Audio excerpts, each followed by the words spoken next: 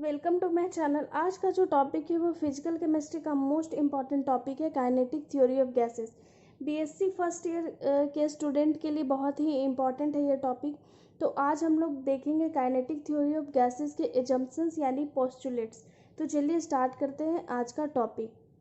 ये जो थ्योरी है वो मैक्सवेल एंड बोल्ट्जमैन नाम के साइंटिस्ट ने डेवलप किया था about the behaviour of gases state. तो जैसा कि हम लोग को पता है, गैस जो होता है उसका जो इंटरमॉलिक्यूलर स्पेस होता है यानी इंटरमॉलिक्यूलर जो डिस्टेंस होता है वो गैसियस स्टेट में बहुत ज़्यादा होता है इन कंपेयर टू लिक्विड और सॉलिड। सॉलिड में हम लोग जैसा कि जानते हैं इंटरमॉलिक्यूलर जो स्पेस या डिस्टेंस होता है वो बहुत कम होता है, बहुत कम, यानी वो उसके जो मॉलिक्यूल्स होते हैं सॉलिड के वो काफ़ी सटे सटे होते हैं कंपेयर टू लिक्विड। और लिक्विड में जो इंटरमॉलिक्यूलर स्पेस होता है वो सॉलिड के कंपेयर में थोड़ा सा डिस्टेंस पे होता है, जबकि गैसेस स्टेट में क्या होता है, इंटरमॉलिक्यूलर स्पेस बहुत ज़्यादा होता है।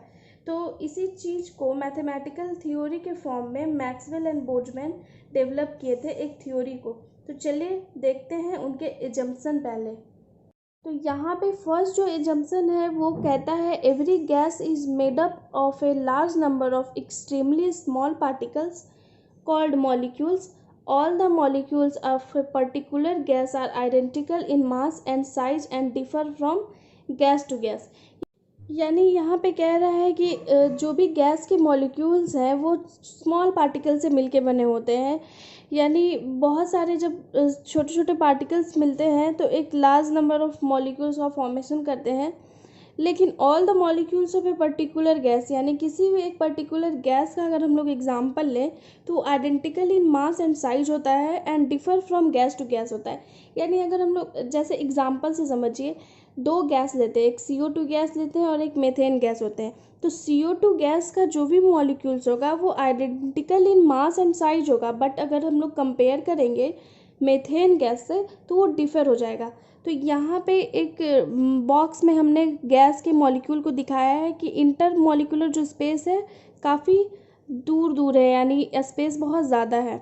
सेकेंड जो एजम्पशन है काइनेटिक थ्योरी ऑफ गैसेस का, वो कहता है the molecules of gas are separated from each other by large distances so that the actual volume of the molecules is negligible as compared to the total volume of the gas। यानी कह रहा है कि जो gas के molecules होते हैं वो काफ़ी लार्ज डिस्टेंस पे होते हैं, यानी सेपरेटेड होते हैं बहुत लार्ज डिस्टेंस पे। तो जो एक्चुअल वॉल्यूम होगा एक मॉलिक्यूल्स का, जैसे कि यहाँ पे एग्जांपल में देखिए, ये इतना एरिया है, इस कंटेनर में पूरी जगह गैस भरा हुआ है, ठीक है। यहाँ पे एक छोटे से एरिया को हम लोग बी से डिनोट करते हैं। तो बी जो है वो एक्चुअल वॉल्यूम को बता रहा है। तो एक्चुअल वॉल्यूम जो हम लोग का होगा as compared to total volume of the gas वो नेग्लिजिबल होगा। तो यहाँ पे V माइनस बी जो होगा वो अप्रॉक्सीमेटली V ही होगा, क्योंकि V जो है नेग्लिजिबल है। तो थर्ड जो एजम्पशन है काइनेटिक थ्योरी ऑफ गैसेस का, वो कहता है the distance of separation between the molecules are so large that the force of attraction और repulsion between them are negligible. यानी दो मॉलिक्यूल्स के बीच का जो डिस्टेंस होता है वो इतना ज़्यादा होता है, इतना स्पेस में वो लोग रहते हैं, इतने दूर दूर रहते हैं कि उनके बीच का जो फोर्स ऑफ अट्रैक्शन हो या फोर्स ऑफ रिपल्सन जो भी हो वो नेग्लिजिबल होता है, यानी ना के बराबर होता है, क्योंकि वो बहुत दूर दूर होते हैं, सेपरेट अलग अलग रहते हैं। फोर्थ जो काइनेटिक थ्योरी ऑफ गैसेस का जो पोस्टुलेट्स और एजम्पशन है वो कहता है the molecules are suppose to be moving continuously in different directions with different velocities, hence they keep on colliding with one another called molecular collision as well as on the walls of the containing vessel। कह रहा है कि जो molecules है gas के वो continuously move करते रहेंगे इन डिफरेंट डायरेक्शन, कोई भी डायरेक्शन में विद डिफरेंट वेलोसिटी। किसी भी मॉलिक्यूल का जो वेलोसिटी वो सेम नहीं हो, कोई V1 वेलोसिटी से ट्रैवल करेगा, कोई V2 वेलोसिटी से, कोई V3 वेलोसिटी से, और अलग अलग डायरेक्शन में कंटिन्यूसली मूव करते रहेगा। और दे keep on colliding with one another, और एक दूसरे से कोलाइड भी करते रहेंगे, इससे हम लोग मॉलिक्यूलर कॉलिजन भी कहते हैं। As well as on the walls of the containing vessel, जो हम लोग ये वेसल लिए हैं, यहाँ पे देखिए ये जो वेसल लिए हैं इसके ये जो वॉल है इस पे भी कोलाइड करते रहेंगे और आपस में भी ये लोग कोलाइड करते रहेंगे। इसी चीज़ को हम लोग एक डायग्राम के थ्रू समझते हैं। यहाँ पे देखिए डायग्राम है, यहाँ पे जो गैसेस मॉलिक्यूल्स है देखिए किसी भी डायरेक्शन में मूव कर रहे हैं, इधर इधर इधर रैंडमली वॉल से भी टकरा रहे हैं, कोलाइड कर रहे हैं।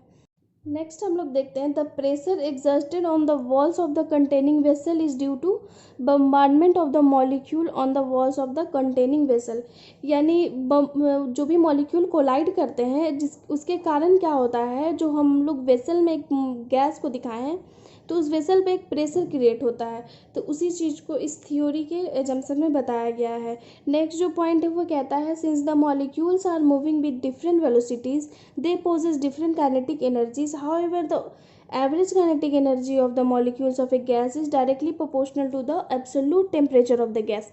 यानी कह रहा है कि जो मॉलिक्यूल्स है, गैसेस मॉलिक्यूल्स है, वो डिफरेंट डिफरेंट वेलोसिटी के साथ जो मूव करते रहते हैं तो वेलोसिटी डिफरेंट होने के कारण क्या होगा, उनका काइनेटिक एनर्जी जो है वो भी डिफरेंट हो जाएगा। तो यहाँ पे एग्जांपल में आपको दिखाया गया है, जैसे v1 वेलोसिटी से अगर कोई मॉलिक्यूल ट्रैवल कर रहा है तो उसका काइनेटिक एनर्जी k1 होगा, v2 है तो k2 होगा, v3 है तो k3 होगा। इसी तरीके से जितने भी मॉलिक्यूल्स हैं उनका जो काइनेटिक एनर्जी वो डिफरेंट होगा। बट अगर हम लोग एवरेज काइनेटिक एनर्जी का बात करें तो वो डायरेक्टली प्रोपोर्शनल होता है absolute temperature of the gas के। नेक्स्ट जो पॉइंट है वो कहता है molecules are supposed to be perfectly elastic hard spheres so that no energy is lost when the molecules collide with one another or with the walls of the vessel। यानी कह रहा है कि जो मॉलिक्यूल्स हम लोग लिए हैं वो परफेक्टली इलास्टिक कंसीडर किए हैं।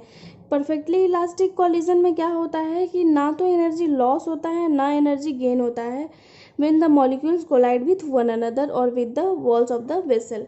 इसी चीज़ को 7th पोस्टुलेट्स में बताया गया है। 8 जो पोस्टुलेट्स है वो कहता है the force of gravitation on the molecules is also suppose to be negligible. यानी जो फोर्स ऑफ ग्रेविटेशन हो गया यानी मास इनटू ग्रेविटी जो हो गया वो हर मॉलिक्यूल्स का हम लोग नेग्लिजिबल कंसीडर करेंगे। तो जैसे देखिए यहाँ पे मॉलिक्यूल्स है तो उनका जो m और मास इनटू जो ग्रेविटी है mg है, ग्रेविटेशन है, वो नेग्लिजिबल है। तो ये सारे पोस्टुलेट्स थे काइनेटिक थ्योरी ऑफ गैसेस के।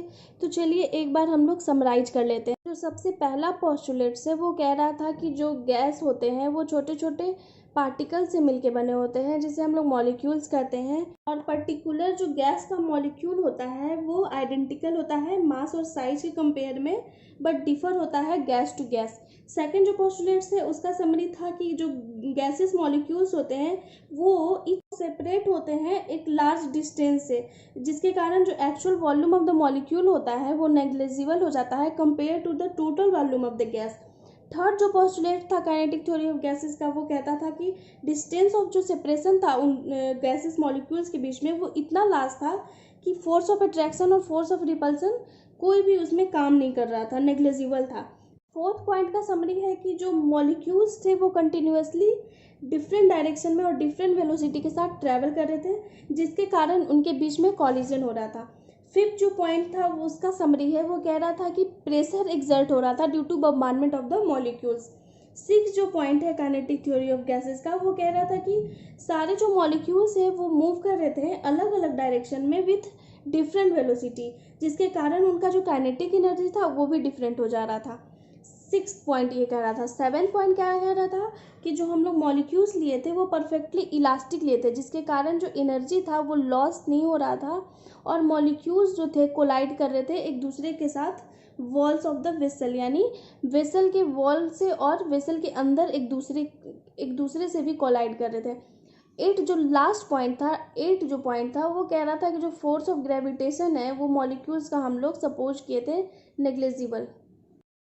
आज का टॉपिक यहीं पे ख़त्म होता है। अगर आपको मेरा वीडियो अच्छा लगे तो ज़्यादा से ज़्यादा लाइक कीजिए, शेयर कीजिए, सब्सक्राइब कीजिए। Thank you so much.